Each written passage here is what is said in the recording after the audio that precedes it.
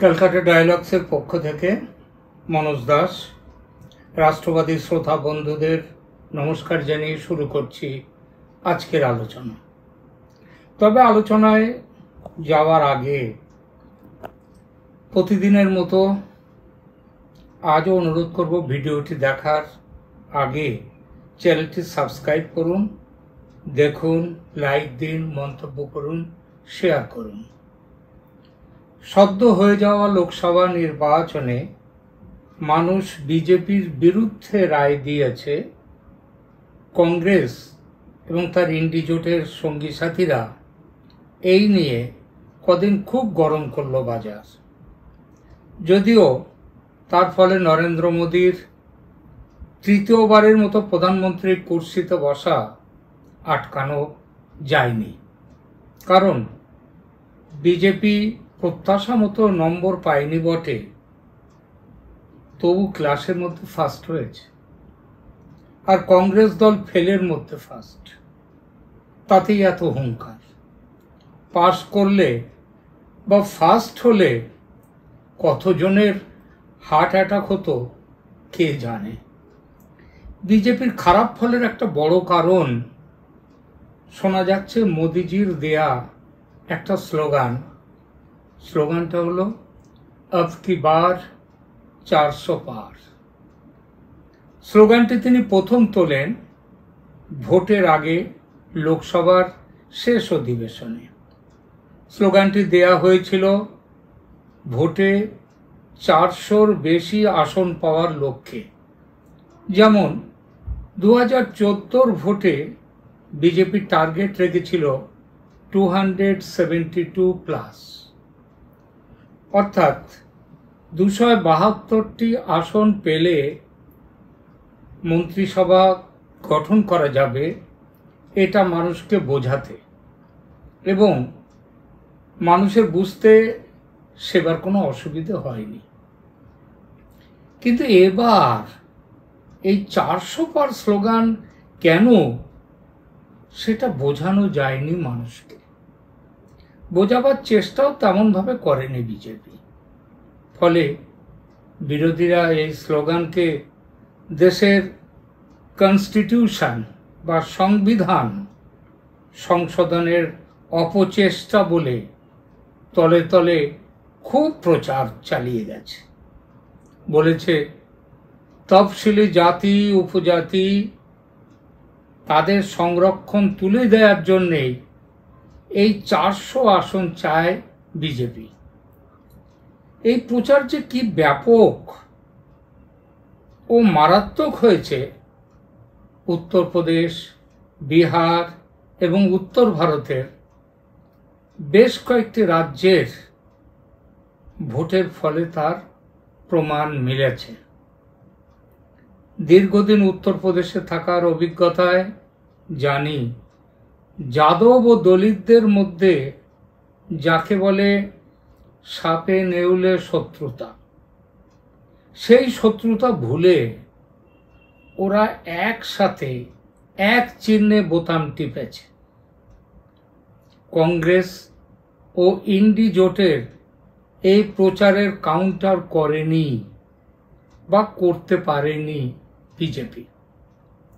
BJP যদিও বলেছে এই স্লোগান সাপোর্টারদের ভোটের সময় চাঙ্গা করার জন্যই দেয়া হয়েছিল, কিন্তু কথাটা হচ্ছে বিজেপির এই 400 পার স্লোগান কি কেবল সমর্থকদের চাঙ্গা করার জন্য একটা স্লোগান মাত্র ছিল, নাকি পেছনে অন্য কোনো গেম প্ল্যান ছিল বিজেপির?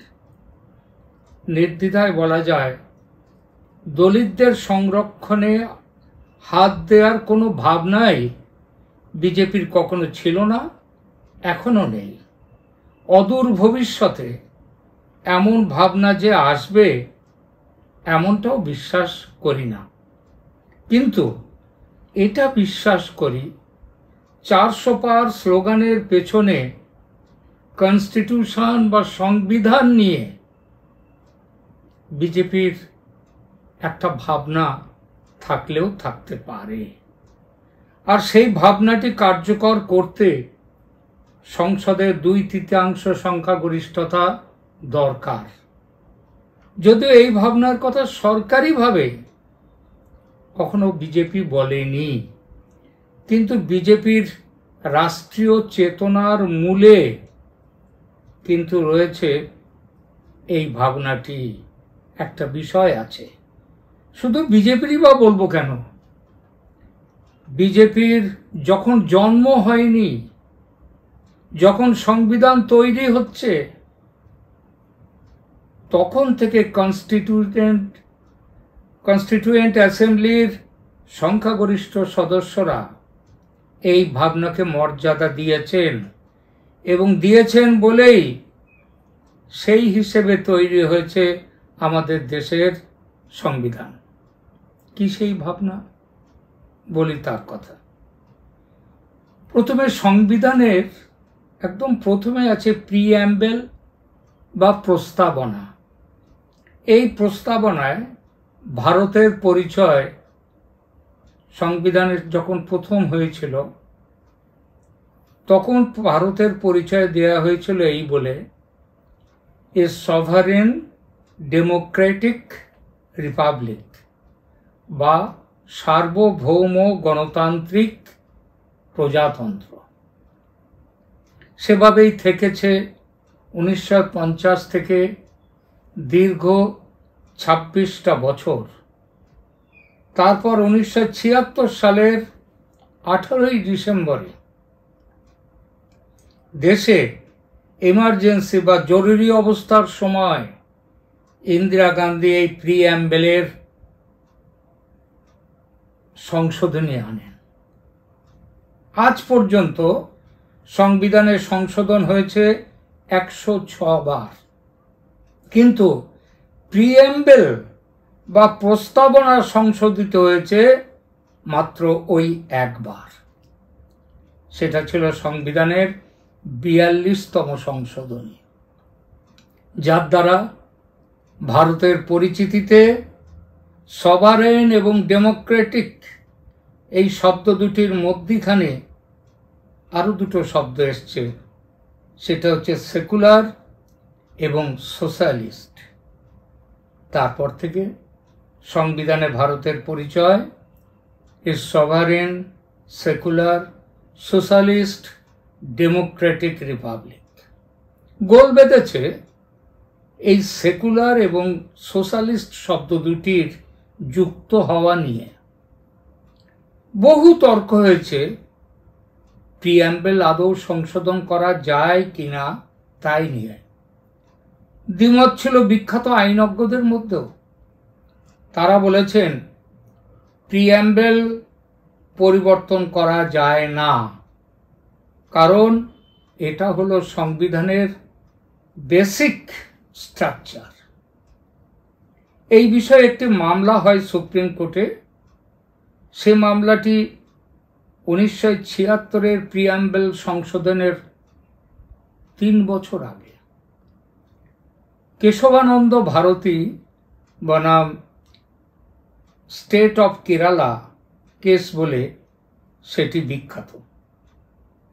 13 জন বিচারকের বেঞ্চ বসিয়ে শুরু হয় সেই মামলার বিচার। সুপ্রিম কোর্টের ইতিহাসে কোনো মামলার বিচারে 13 জন বিচারপতির বেঞ্চ এ পর্যন্ত ওই একটিবার। রায়দানের সময় দেখা গেল প্রবল মতবিরোধ রয়েছে সুপ্রিম কোর্টের বিচারকদের মধ্যে। 13 জন বিচারকের মধ্যে 6 জন তারা বললেন প্রিঅ্যাম্বল পরিবর্তন করা যায় না, কারণ এটি হলো সংবিধানের বেসিক স্ট্রাকচার। আর 7 জন বিচারক, বাকি যে 7 জন, তারা বললেন এটা ঠিক যে প্রিঅ্যাম্বল আমাদের সংবিধানের বেসিক স্ট্রাকচার, কিন্তু এটা তো সংবিধানেরই একটা অংশ, তাই সংবিধান যদি সংশোধন করা যায় তাহলে প্রিঅ্যাম্বলও সংশোধন করা যাবে। তবে তারা এটাও বলে দিলেন যে বেসিক স্ট্রাকচার পাল্টানো যাবে না। এই রায় সেই 1973 সালের। আর তার 3 বছরের মধ্যেই 1976 সালের ডিসেম্বর মাসে দেশে জরুরি অবস্থার সুযোগ নিয়ে ইন্দিরা গান্ধী এই সংশোধনটি করেছিলেন। মনে রাখতে হবে, পার্লামেন্টের যে অধিবেশনে এই সংশোধনীটি পাশ হয় সেই অধিবেশনও অবৈধ ছিল। কেননা 1971 মার্চ মাসে গঠিত পার্লামেন্টের মেয়াদ শেষ হয়ে গিয়েছিল 1976 মার্চ মাসেই।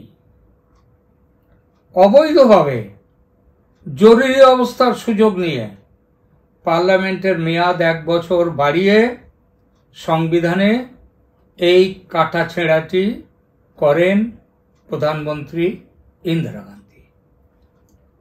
সম্প্রতি এই বিষয়টি নিয়ে পার্লামেন্টে নয়, দেশের সর্বোচ্চ আদালতে একটি মামলা হয়েছে। মামলাটি করেছেন ভারতের PIL অর্থাৎ পাবলিক ইন্টারেস্ট লিটিগেশন ম্যান বলে পরিচিত সুপ্রিম কোর্টের আইনজীবী অশ্বিনী উপাধ্যায়, যিনি 5 বছরে 50টি PIL দায়ের করে এই পরিচিতি পেয়েছেন। শ্রী উপাধ্যায় তার আবেদনে বলেছেন, সংবিধানের বেসিক স্ট্রাকচার পরিবর্তন করা যায় না, তবুও জরুরি অবস্থার সুযোগ নিয়ে রাজনৈতিক নেতাদের জেলখানায় ঢুকিয়ে দিয়ে মেয়াদ শেষ হয়ে যাওয়া পার্লামেন্টের কার্যকাল বেআইনিভাবে বাড়িয়ে হাইকোর্ট ও সুপ্রিম কোর্টে জনস্বার্থ মামলার অধিকার মানুষের কাছ থেকে কেড়ে নিয়ে সংবিধানের বেসিক স্ট্রাকচারকে পরিবর্তন করা হয়েছে। কেশবানন্দ ভারতী মামলার রায়ের পরেও বেসিক স্ট্রাকচারে এটা করা যায় না। সুতরাং তার দাবি, সংবিধানে অবৈধভাবে যুক্ত হওয়া সেকুলার ও সোশ্যালিস্ট শব্দ দুটি বাদ দিয়ে প্রিএম্বলকে তার আগের অবস্থায় ফিরিয়ে নিয়ে যেতে হবে। এই প্রসঙ্গে একটি তথ্যের উল্লেখ করতে হয়।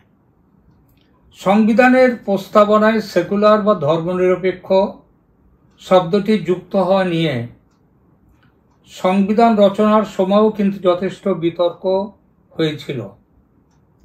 সংবিধান সভায় বিষয়টি বারবার উঠেছে। 13 ডিসেম্বর 1946-এ এই দাবি প্রথমবার ওঠে, কিন্তু বাতিল হয়ে যায়। এরপর 22 জানুয়ারি 1947-এ যেদিন খসড়া প্রিঅ্যাম্বল চূড়ান্ত হয়, সেদিনও এই দাবি ওঠে এবং যথারীতি খারিজ হয়ে যায়।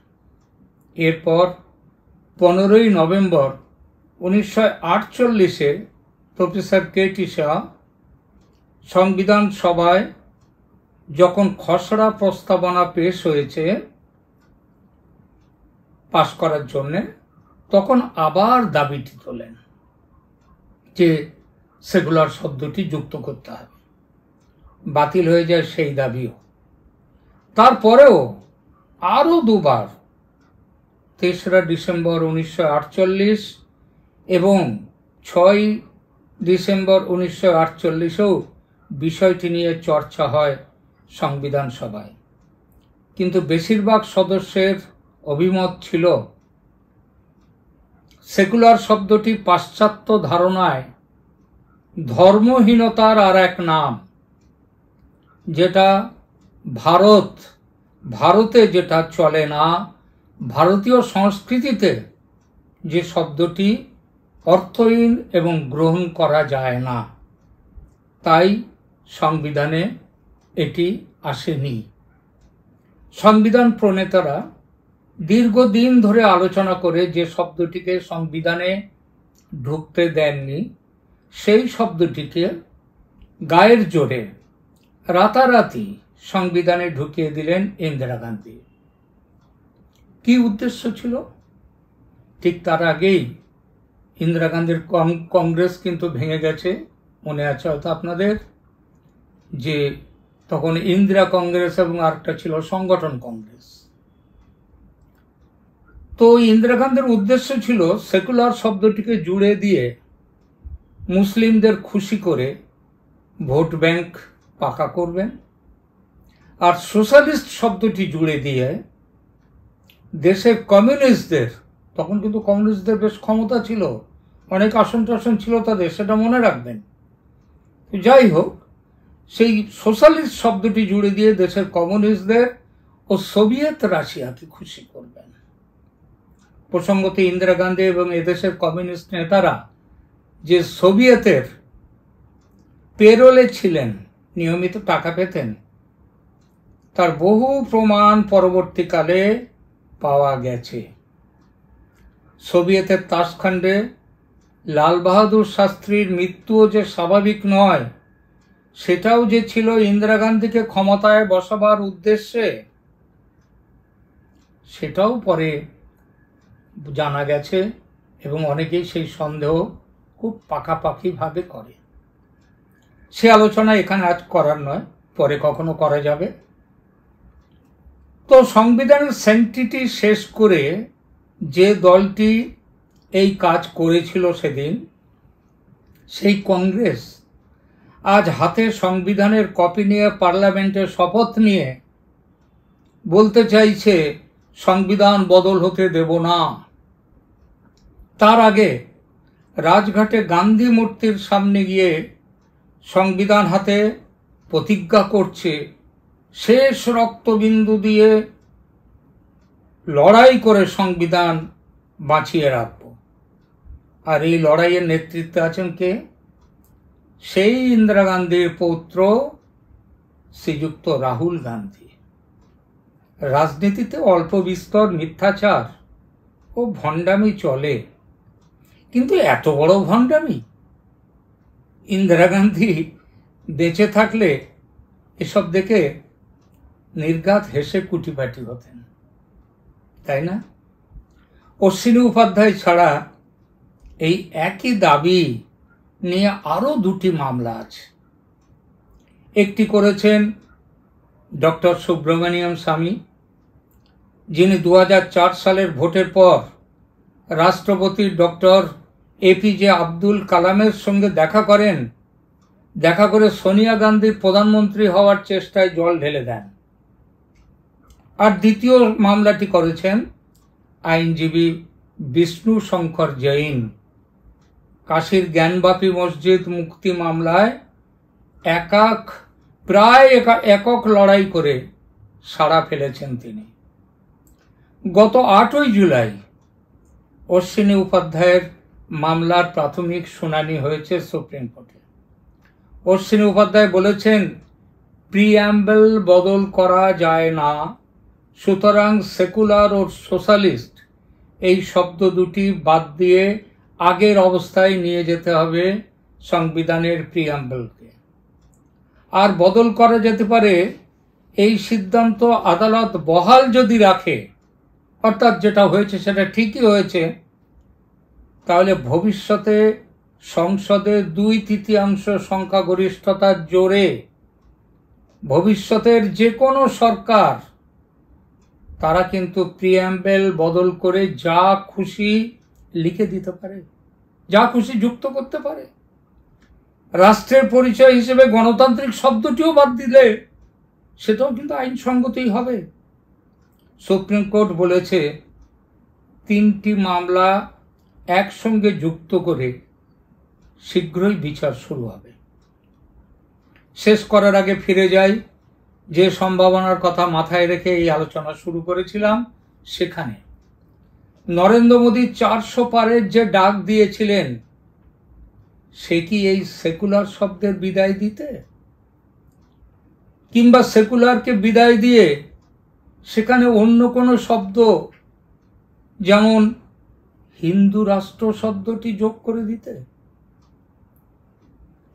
কিংবা ওই ধরনের কোনো শব্দ হতেই পারে। এই পথে মোদি এগিয়ে যাওয়ার জন্যই হয়তো গত 25শে জুন, এই কয়েকদিন আগে, এবারের নতুন পার্লামেন্ট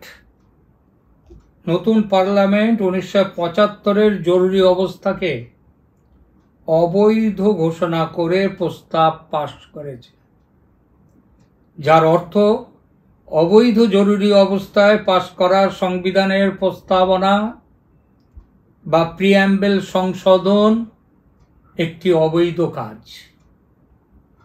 2/3 সংখ্যাগরিষ্ঠতা না থাকায় পার্লামেন্টে সেটা হয়তো করা যাবে না, কিন্তু সুপ্রিম কোর্টে মামলা করে চেষ্টা হচ্ছে সেকুলার এবং সোশ্যালিস্ট শব্দ দুটি বাদ দেওয়ার, যে চেষ্টায় কোনো অন্যায় নেই।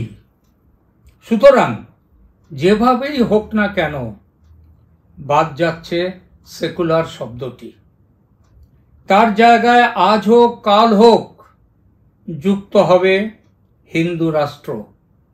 ভুললে চলবে না যে হিন্দুত্ব হলো বিজেপির মূল দর্শন, মূল শক্তি, আর বিজেপির পথের শেষে, পথের প্রান্তে কিন্তু আছে ওই হিন্দু রাষ্ট্র, যে হিন্দুত্বের সংজ্ঞা বেশ কয়েক বছর আগে দিয়েছে দেশের সর্বোচ্চ আদালত সুপ্রিম কোর্ট। সুপ্রিম কোর্ট বলেছে হিন্দু কোনো ধর্ম বিশেষ নয়, হিন্দু একটা জীবন দর্শন, হিন্দু একটা ওয়ে অফ লাইফ। সুতরাং ভারতের ওয়ে অফ লাইফ যদি রাখার প্রসঙ্গ আমাদের সংবিধানে প্রিঅ্যাম্বলে নিয়ে আসা হয়, সেটা কিন্তু আমাদের দেশের সাথে, দেশের ভাবনার সাথে, ধারণার সাথে সঙ্গতি রেখে। ভালো থাকবেন সবাই। নমস্কার।